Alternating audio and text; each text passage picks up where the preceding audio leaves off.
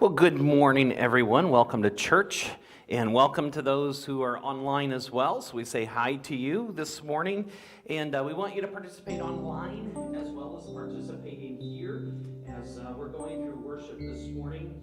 This week in our discipleship group, we've been working on Isaiah 40 through 45. So those are the scriptures we've been working on. It's been fascinating because the entire chapter 41 talks about the greatness of God, and it talks about our fears, and we're not to fear. And so I thought, well, what a coincidence, because we're coming up to that wall this morning to talk about, and yet here it was, right in our scripture reading this week. So there was something strange that took place at the start of the chapter, and I thought, this is a great way for us to lead into worship this morning.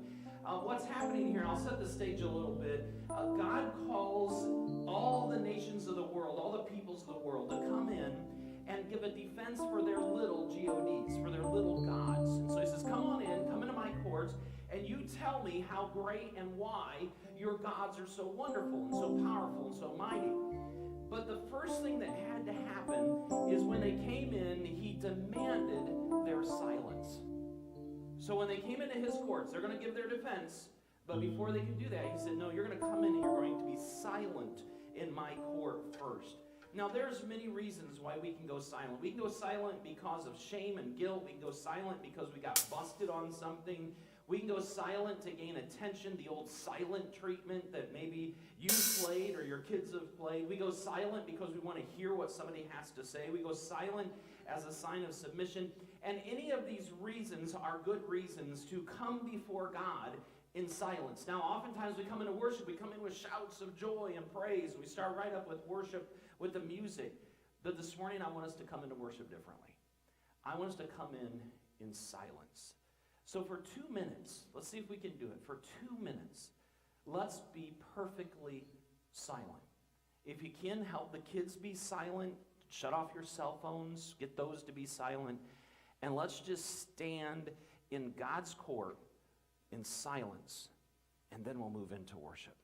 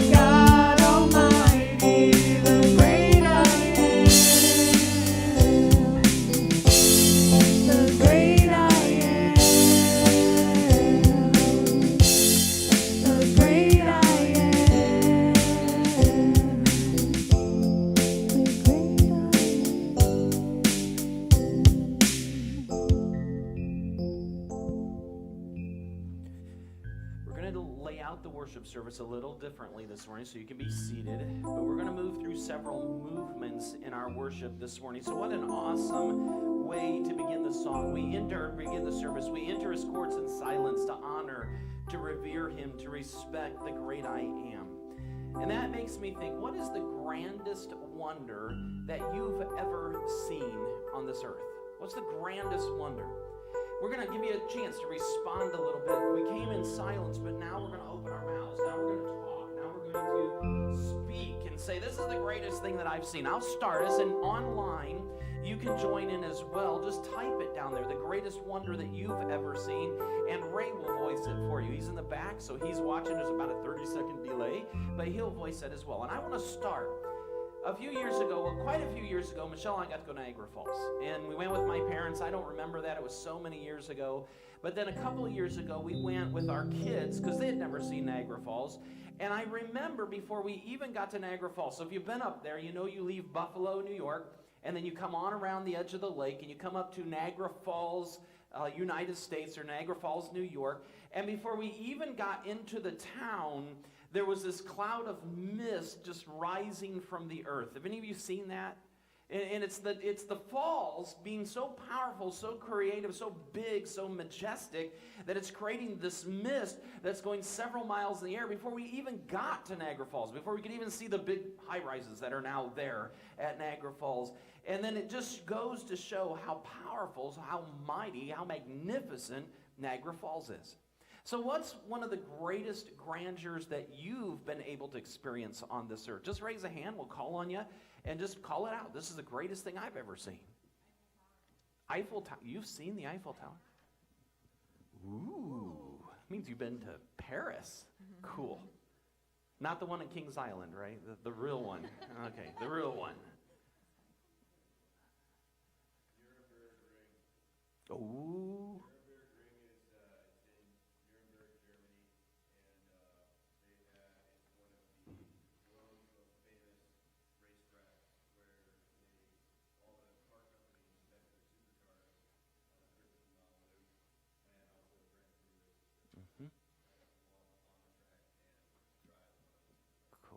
Ooh, now that's sweet.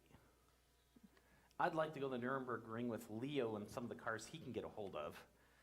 That would be awesome. Oh, that's awesome. Like a Lamborghini or a Ferrari. Oh, wow. Okay. Ray.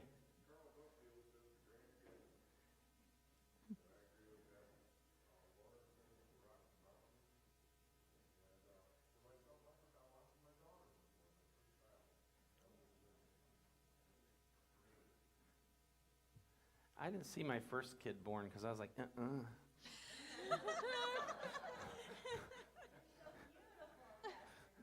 Whatever. By Caleb, I was down in there, like, wow, that's wild. But Caitlin, no, Sorry.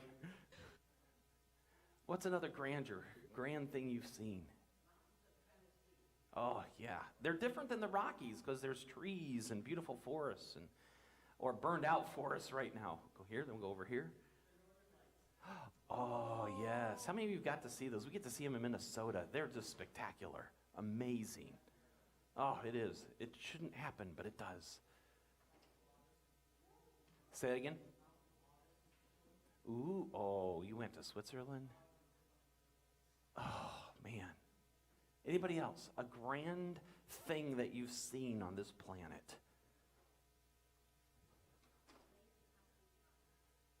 Where was that? That's the one in Guatemala? Oh, yes. I forgot the name of the lake, but that's pretty spectacular. Top of a volcano ring, basically. That was amazing.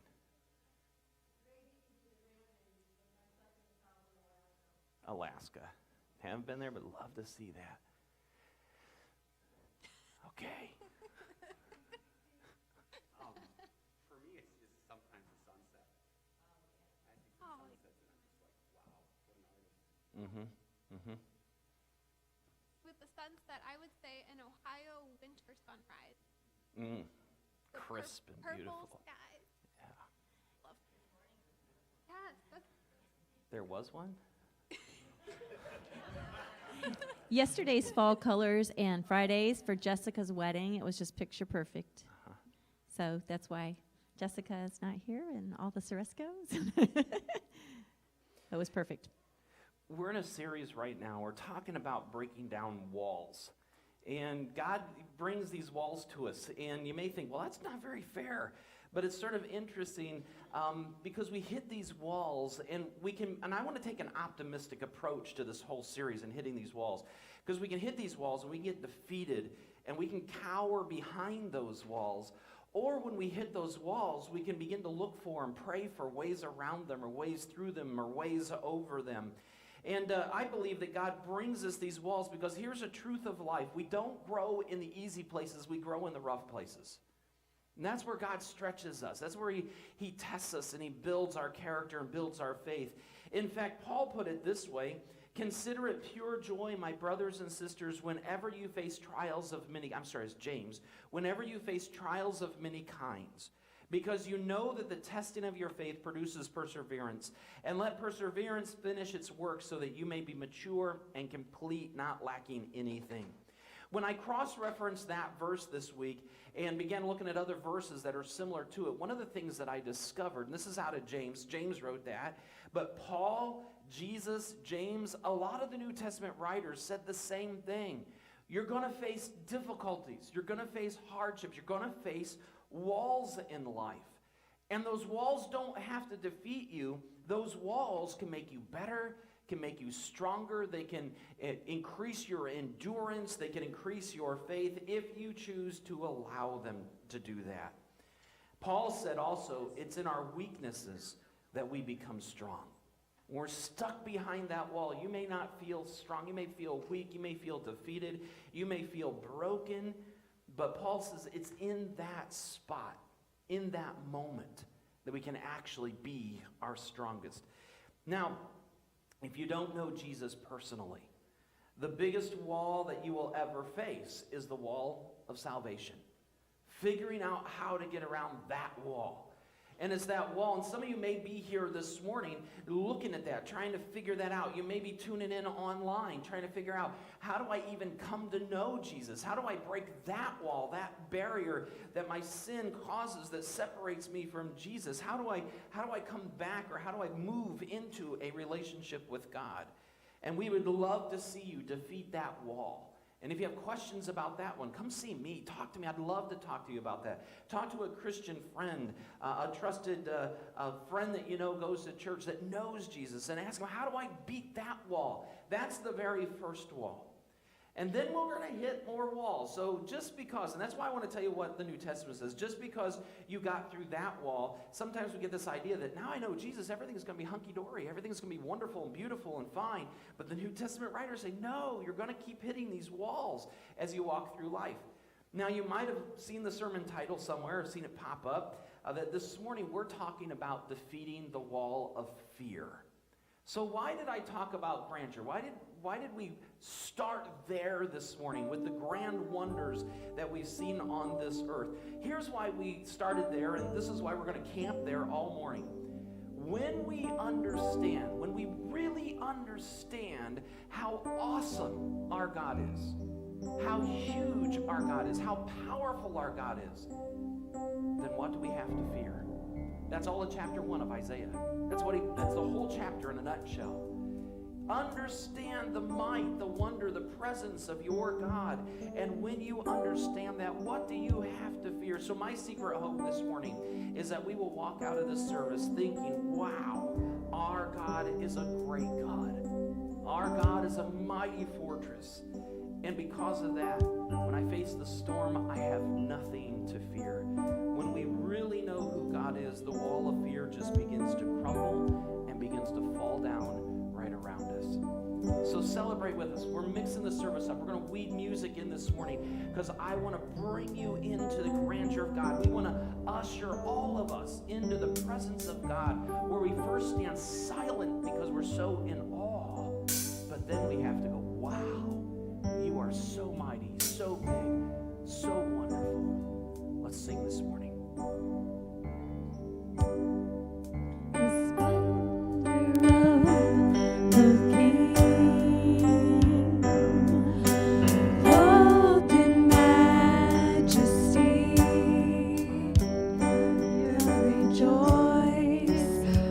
the earth rejoice. He wraps himself in light, and darkness tries to hide, and trembles at his voice, and trembles at his voice. How great is our God! Sing with me, how great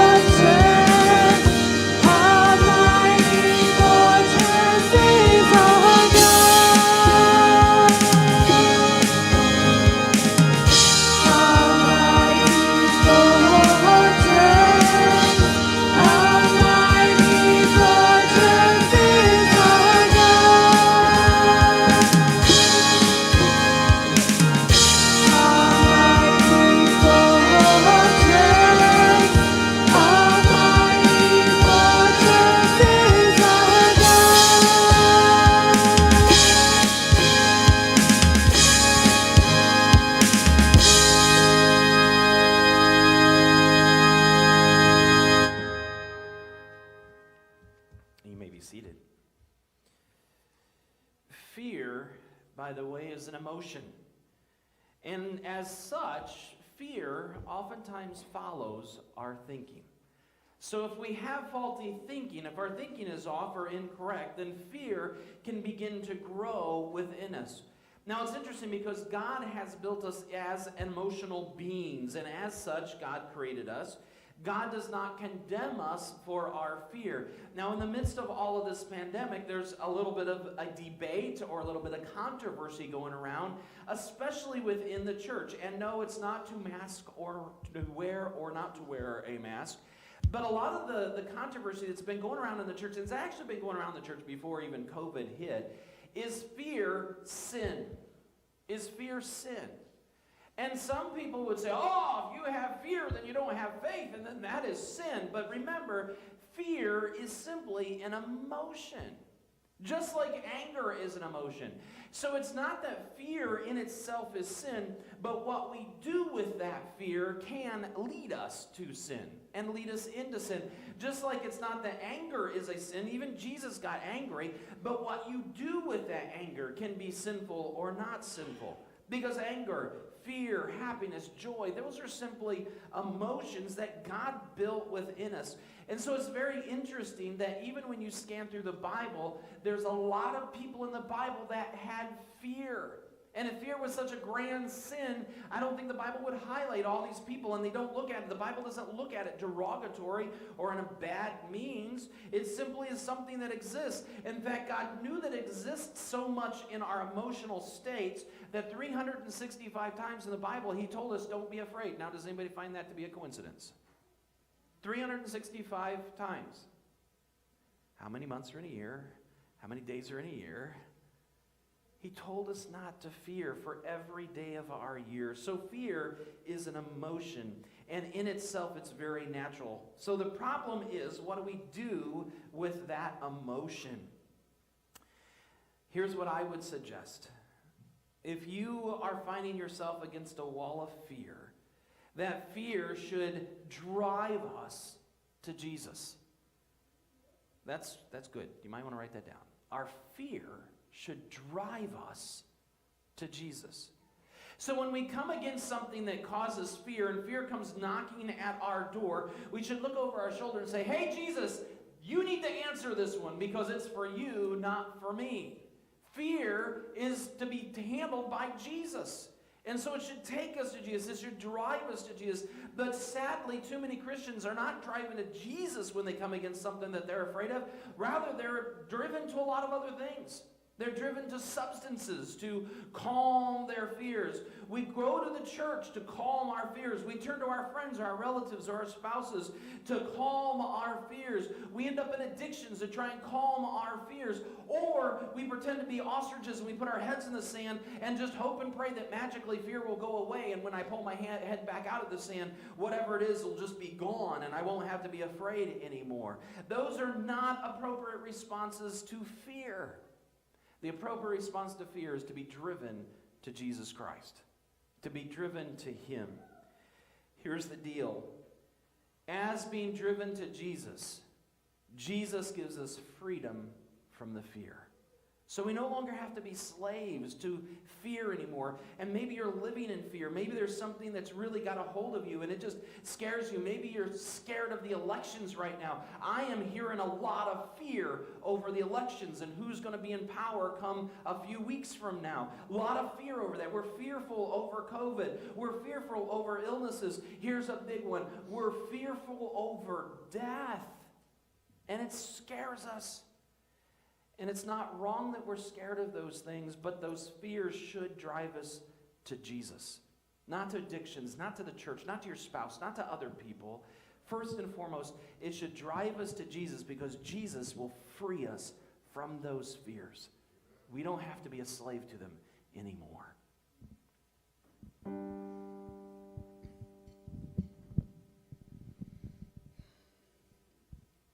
You unravel me with a melody.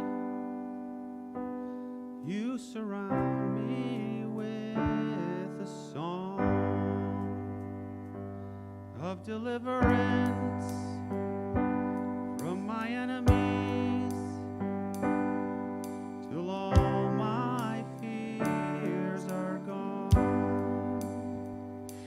And I'm no longer a slave to fear. I am a child of God. I'm no longer a slave to fear. I am a child of God. From my mother's womb, you have chosen me. Love has called my name. I've been born again to your family. Your blood flows through my veins. I'm no longer a slave to fear. I am a child of God. I'm no longer a slave to fear. I am a child of God. I'm no longer a slave to fear. I am a child of God. I'm no longer a slave to fear. I am a child of God.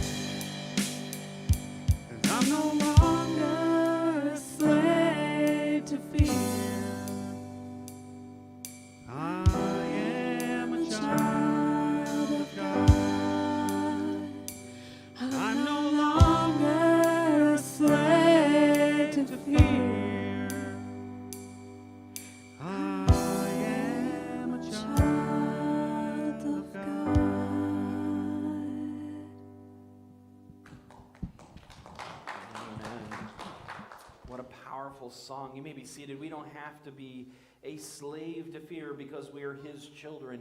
And it's sort of interesting this week as I was reading through Isaiah some more, the question in my mind came up, is Isaiah talking to the nation of Israel, or is he talking to all the children of God? Because there's this reference over and over again, my children, my children, the nation of Israel. But I also think in the New Testament did this, Jesus even did this. He took the ideas of Isaiah and he overlaid them even on us because we are now God's children.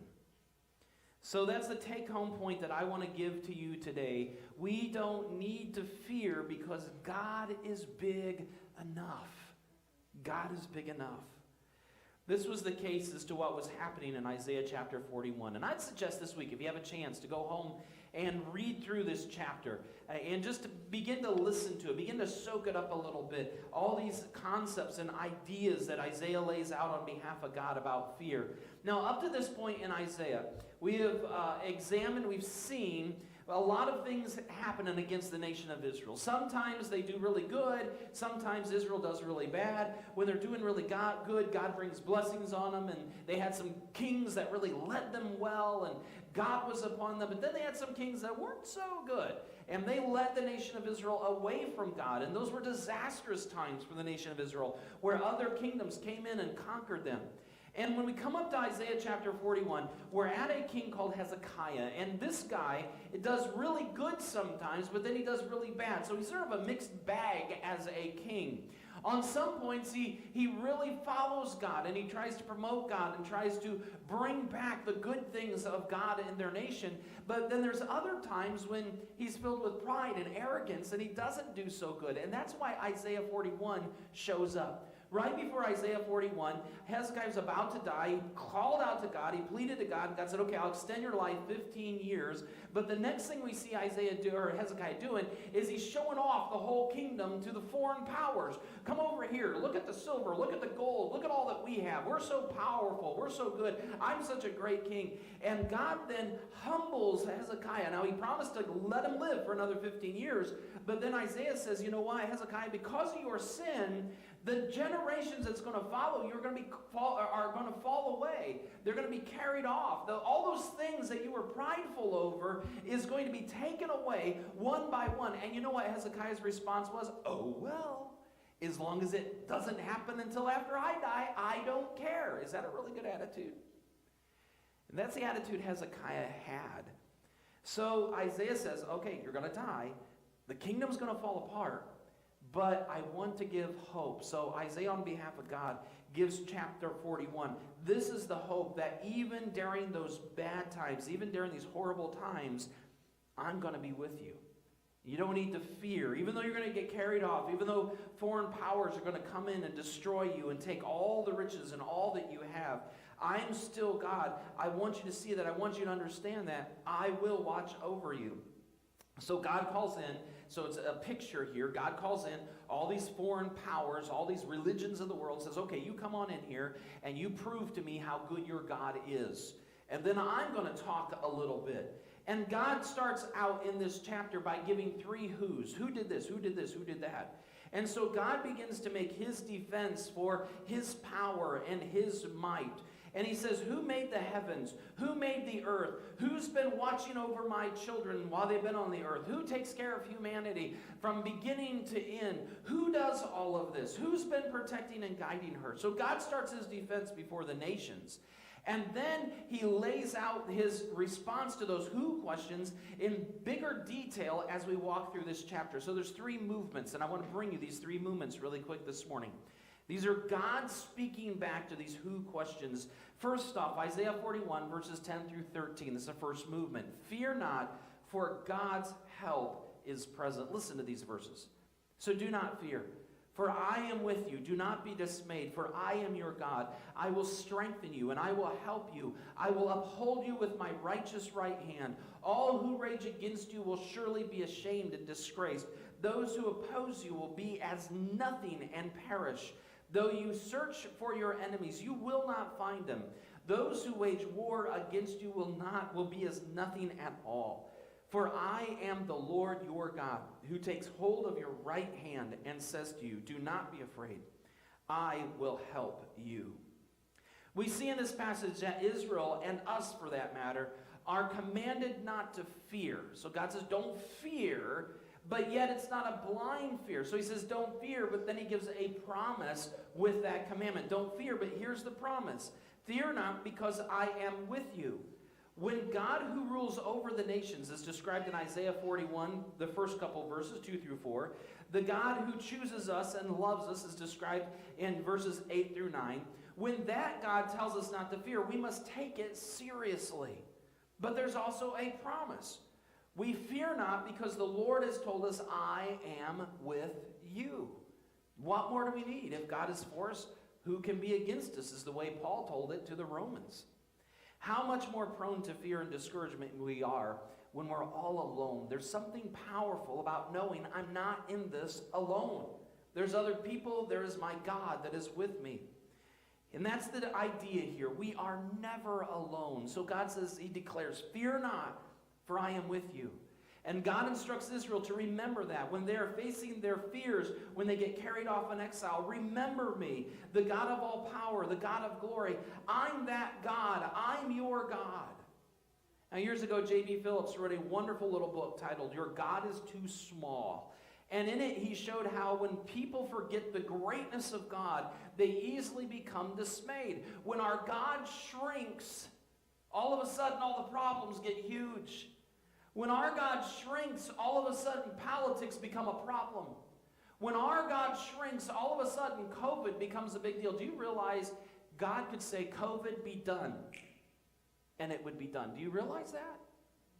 That's how big our God is. But when we shrink our God, all of a sudden, all these other problems become huge.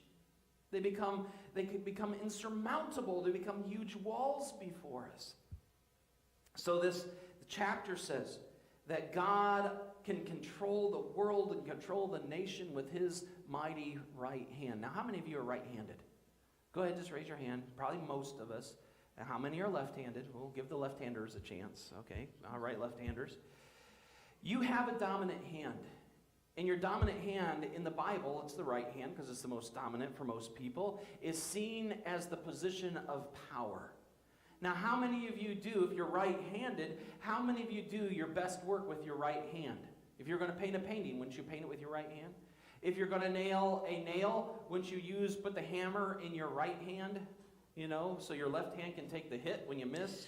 How many of you you catch a ball with our left hand because it's not as talented as throwing a ball, and you throw with the right hand is the hand of power. And so the Bible says, here is God with his left hand sort of even tied behind his back. God is taking care of the universe, the world, all of humanity. He's taking care of your life. He's taking care of politics. He's taking care of it all with his right hand. And then Isaiah goes on and paints a very fascinating picture here. So keep that metaphor, that idea in your head. But then God takes his powerful right hand, and what does Isaiah say he does with it? He does something. He holds which one of your hands?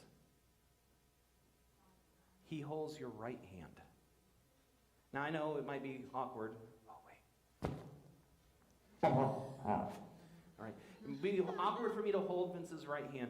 But God takes his mighty hand and he holds our right hand. Why do you think God would hold our right hand and not our left hand, if that's your dominant hand? Because who are we trying to fight all the battles with? Who are we trying to defeat our fears with? And God says, no, you don't need to do it. I got it taken care of. I will hold your right hand. What an incredible picture. God promises now, don't be afraid. Don't be afraid because I got a hold of your right hand and I will be your defense. I will be your mighty warrior. I will defeat these walls for you. Not you. You don't have to go forth and do it. You don't have to put on the power. I will do it. I will be your right hand, and I'm going to hold your right hand so you don't have to do it. For I am the Lord your God who takes hold of your right hand and says, do not be afraid. I will help you. What a beautiful picture. The second movement here in Isaiah 41 comes in verses 14 through 16. Fear not, with God's help, no obstacle is too great. Do not be afraid, you worm, Jacob. little Israel, do not fear, for I myself will help you, declares the Lord, your Redeemer, the Holy One of Israel. See, I will make you into a threshing sledge, new and sharp with many teeth. You will thresh the mountains and crush them, and reduce the hills to chaff. You will winnow them, the wind will pick them up, and a gale will blow them away. But you will rejoice in the Lord and glory in the Holy One of Israel. Now, just as a fun note, as I was reading through that, did anybody catch something sort of weird in that passage? Slimy, gross. This is sort of a boy passage right here. Worm. And who's getting called a worm? The nation of Israel. Oh, Jacob, you worm. You worms of the nation of Israel. You worm of Jacob. It sort of sounds sort of slimy and gross. I'm like, why is God sort of, ridiculing the nation of Israel? And then I started digging into this, and I found out that this is a common metaphor that God uses for the nation of Israel in the Old Testament, the worm of Jacob. And there's incredible meaning behind this when you start to understand. Now, worms are slimy. If you pick a worm up, you can't even see their mouth, but they have them because they're processing stuff into their body and, leaving trails behind them. And, and any of you like baiting your own hooks?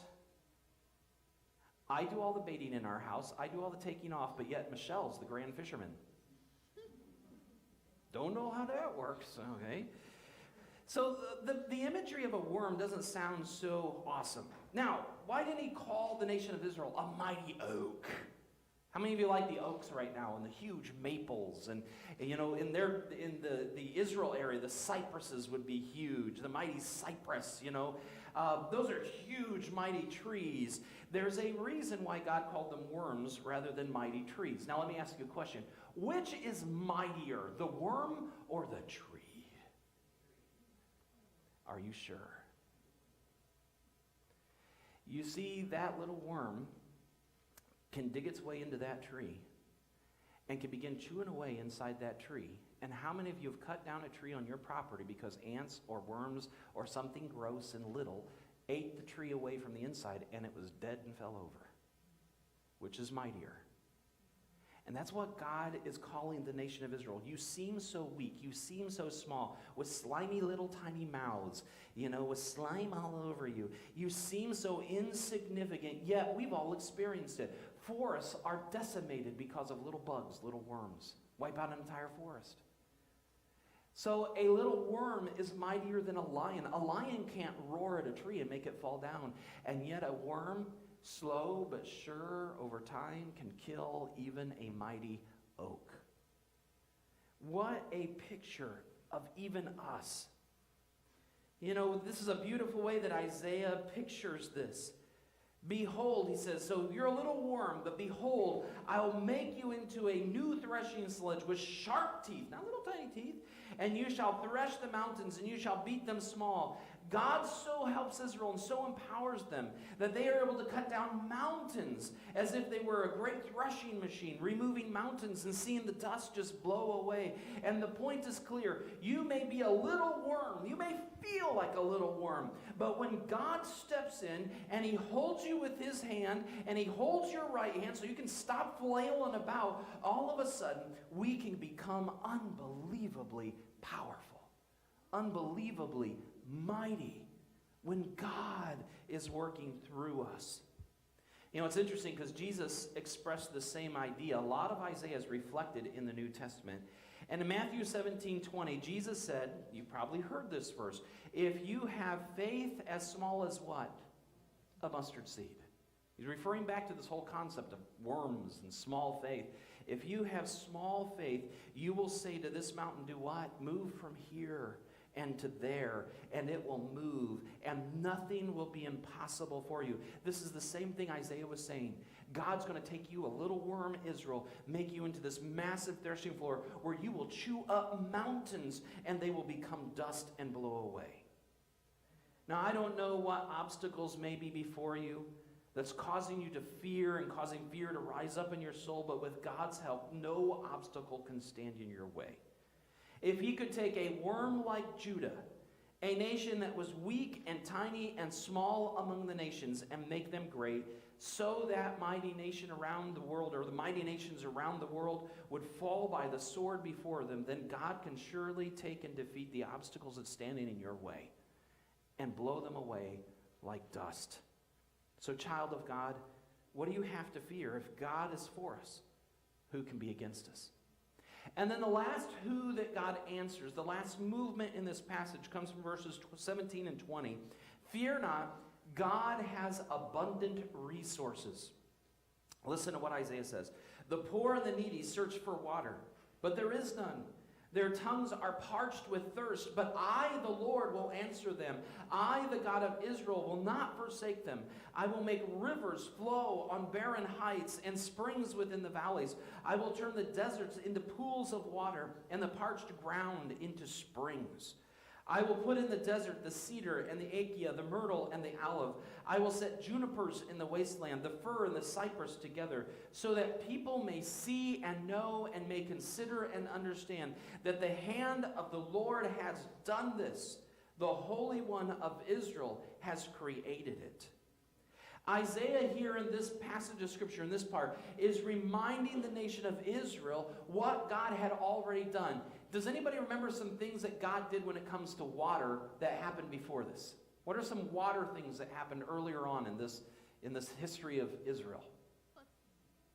What was that? Split the sea? Did I hear that? Split the sea. Came out of a rock was another one. Moses on a rock, out came water in a barren place. There was no water around. Flood happened. There's one more too. Okay, wine, that's going up in the New Testament. He took bitter water and made it sweet. Like a swamp, threw a branch in, it instantly, magically became okay, potable water to drink. This metaphor, this idea of God being able to control water is a huge deal. It runs all throughout Scripture. Anybody remember what Jesus did when a storm, water, came against a boat? He simply got up and said, bigger than water, stop. And the storm went away. And Isaiah is reminding the nation of Israel this. Your God is great enough to produce water where water shouldn't happen. He's able to clean up water. He's able to do things with water. And water seems so powerful. How many of you have seen a river just wash away things? Or mess something up on the Kriegers area? It was funny, a couple weeks ago, I don't know if this guy's tuning in or not, but Krieger's got a new neighbor, and a few weeks ago when all that rain came, the neighbor and, I don't know, there was a girl with him, I don't know, it was a daughter, granddaughter, what it was, I don't know who she was, but they were sitting out there. They had just moved in like 2-3 weeks ago, and their house, if you know where this house is, on Grafton Road, they were standing out in their driveway, and there was water all the way around their house. And they're looking at like, what did we get ourselves into? The realtor didn't tell us this, okay? Water is powerful, and yet God says, I'm greater than the water. Now, how many of you have ever seen a picture of an oasis? I've actually seen one when we've been over to Israel. We've seen pictures of it. It's the most amazing thing. There's this desert. There's nothing anywhere around. It's all dead. It's dry. It's rocks and sand. And then all of a sudden, here's this bubbling spring coming up. There's nice lush green area. There's trees there. There's maybe fruit trees. There's shade in this oasis. That's the picture God's given us here. I have so many resources. I'm abundant enough to be able to control the water. I can create a wealth of opportunity in the middle of a barren desert. So this passage reminds us that God's ears are attuned to the cries of the poor and the needy, and reminds us that He more than enough has resources for everyone. In fact, He is so rich with supplies, with so many things, that He needs nothing. In fact, if you think of the richest man in the world today, he looks poor compared to God. That's how rich our God is. And here's some really, really cool news. That God loves to share His wealth. One of the biggest marriage killers is money troubles. Too many marriages have ended in divorce because of disagreement over money, and it usually surrounds the lack of money or the apparent lack of money. I wouldn't say it's a lack of money, it's a lack of understanding where it's going, but the marriage is just bankrupt over this. And we're starting to now feel the financial pain here in the United States. For a while, we've been propped up on unemployment and checks from the government, but that money's starting to run out, and now people are starting to find that I need money somewhere and I don't have a job. And by the way, I just think it's crazy that we're saying we need to create more jobs. We don't need to create more jobs. We need to get people to start actually working at the jobs that are there. Anybody notice how many wanted signs are all over the place? I'm thinking, why do we need more jobs? We just need to be willing to do what we need to do, to work and to make money. But this financial crunch, this financial pain that's coming because of COVID is going to grow and it's going to get worse. We need to remember that God has enough resources to take care of all of us. Even take care of his church. I tell you what, Barb and I, we've had some stressful days. And she'll come in and say, John, the offering wasn't good. And I'm like, crud, what don't we pay or what do we pay? But I appreciate Barb and I appreciate the leaders, because our thought that oversees or overrules that is our God is big enough. He will take care of us the way that he sees and the way that he needs us to be taken care of. Let me give you just a case in point, and then we're going to move on. A couple weeks ago, we're in the midst of COVID, so we can't do things like normal. Things are all different. Hi, Winston.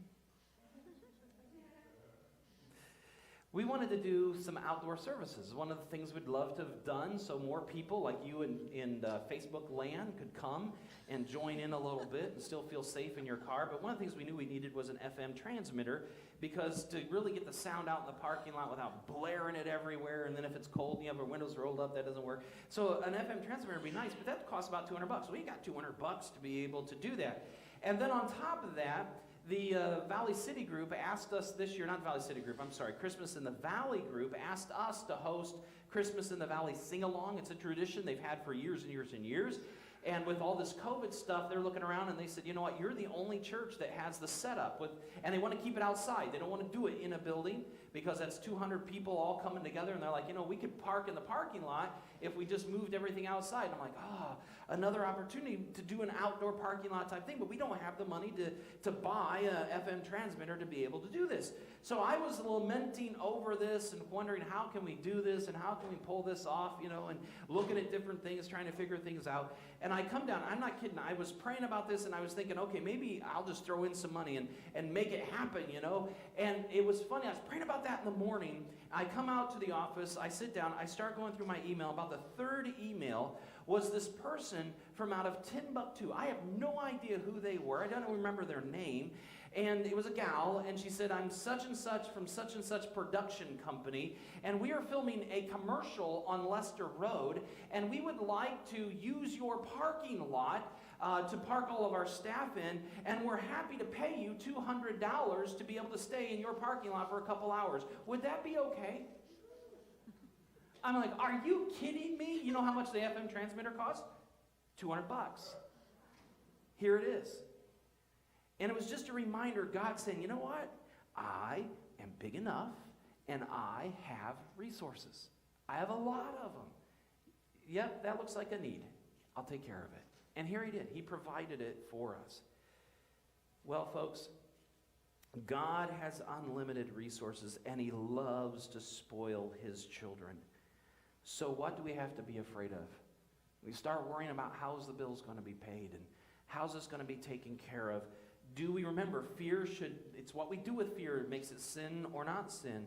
When we begin to get fearful over that stuff, do we run to Jesus? Does it make us run to Jesus? If Jesus has more than enough, when we start to come against that financial fear, that lack of whatever fear, does it cause us to run to Jesus? Say, God, you need to have this one. I don't know how that bill's going to be paid. I don't know, the paychecks are getting smaller and smaller. I don't know how we're going to pay our insurance. I don't know how we're going to get this taken care of. But Jesus, you're going to have to get this one. And God says, hey, I got it. I'm big enough. I own enough. I got it. We're going to move to just a time of tithes and offerings. It seemed to me to be appropriate here to bring God our praise that he does have enough. And he enjoys spoiling his children. All that we have is his. And he enjoys spoiling us with that stuff for a while. So let's just turn our hearts towards God. Let's give him thanks as we just pause for a moment, just for time of praise and thanks through tithes and offerings. The worship team, you don't need to sing with this one. They're just going to play for us this morning as we reflect and give our praise to him. At that time, if you want to write out a check or you want to do the online giving, you're welcome to do that as well. But let's just stop and remember God's great abundance.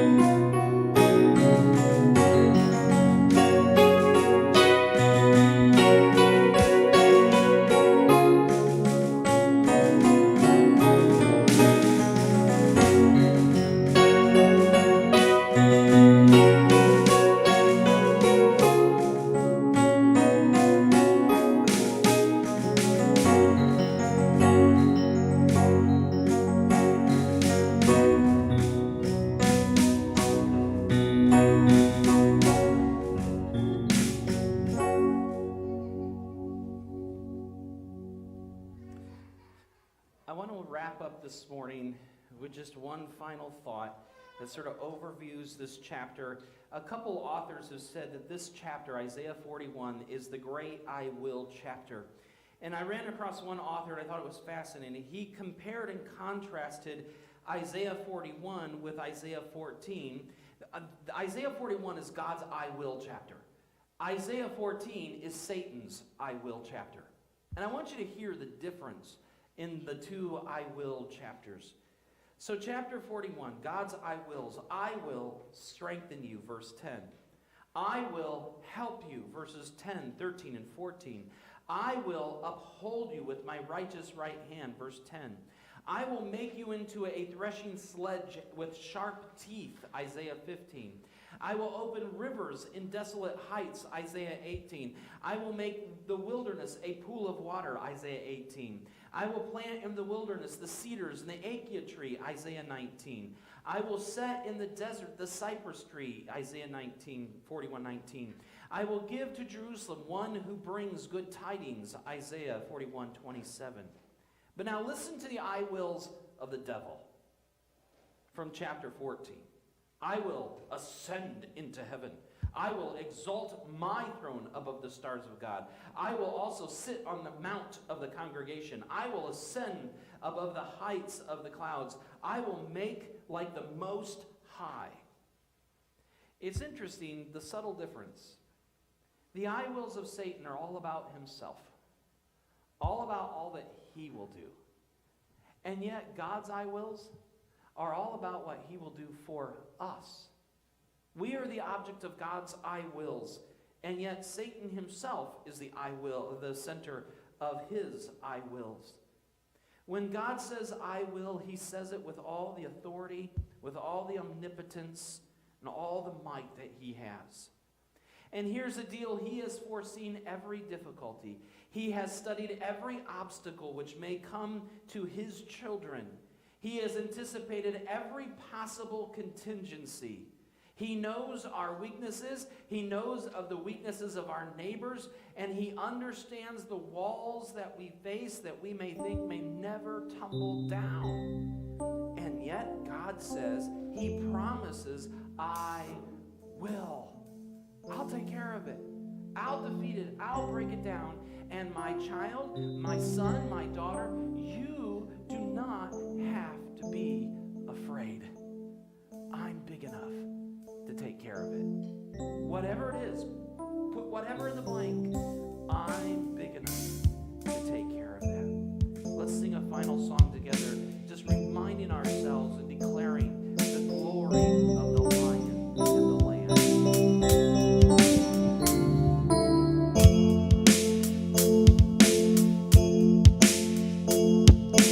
Forming on the clouds, kings and kingdoms will bow down.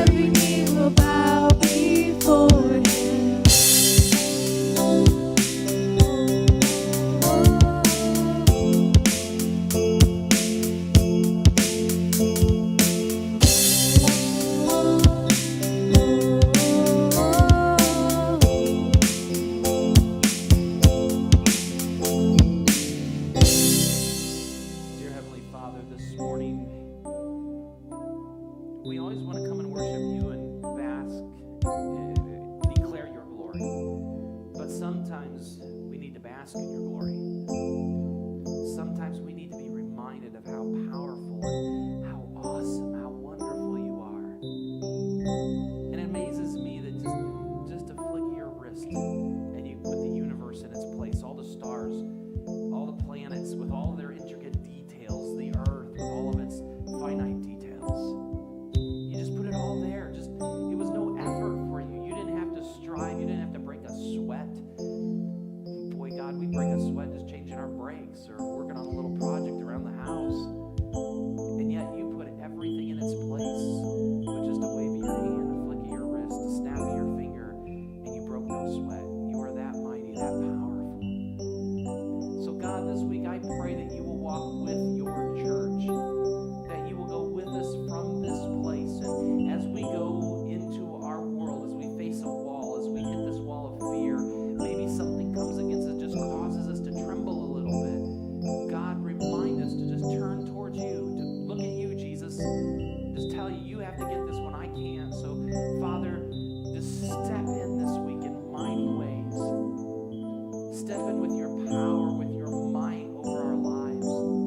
And Father, I pray that for every person here, for every person that's watching online, that you will be big, that you will be mighty, that you'll be grand in our hearts and our lives this week. So much so that we will have nothing to fear because you are our dad. You are our Father. And we can hear you whispering, I got this. I got this, my child.